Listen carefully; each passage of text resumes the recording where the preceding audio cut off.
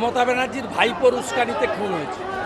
উনি গতকাল বলে গেছিলেন সোনাচূড়া গোকুলনগর ৮০টি বুথে অনেকে ধমকাচ্ছেন, আমি তাদের সতর্ক করতে এসেছি, ফল ভালো হবে না। ভাইপোর উস্কানিত হচ্ছে। এফআইআরে আমরা ওর পরিবার ওর নাম দিচ্ছি।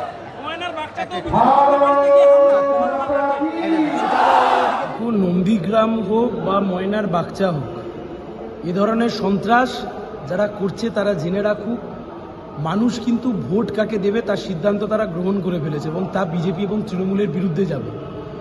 যতই তৃণমূল আর বিজেপি আজকে সন্ত্রাস করে মানুষকে দমানোর চেষ্টা করুক, যতই তৃণমূল আর বিজেপি আজকে সন্ত্রাসের আবহ তৈরি করে মানুষকে ভয় দেখানোর চেষ্টা করুক, মানুষ কিন্তু ভয় পাবেন না।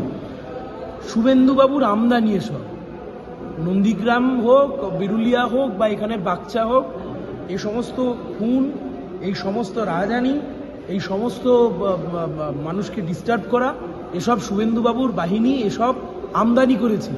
এখন তাই চলছে। আমি আবেদন রাখবো, শান্তি শৃঙ্খলা বজায় রাখুন। 48 ঘন্টার মধ্যে ভোট, সেই ভোট গণতন্ত্রের উৎসবে যাতে মানুষ অংশগ্রহণ করতে পারে তার ব্যবস্থাকে ইনশিওর করতে হবে।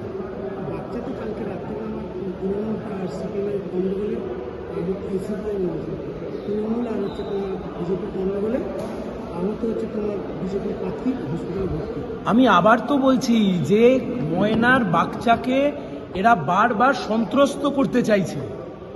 বাগচার মানুষ ভোট দিক, ফ্রি অ্যান্ড ফেয়ার ইলেকশন হোক, মানুষ ঠিক বুঝিয়ে দেবে এরা কেউ সন্ত্রাসের পক্ষে নয়, এরা গণতন্ত্র বিরোধী। তৃণমূল এবং বিজেপি দুজনেই যেভাবে পরিচালনা করার চেষ্টা করছে তা গণতন্ত্রের পরিপন্থী।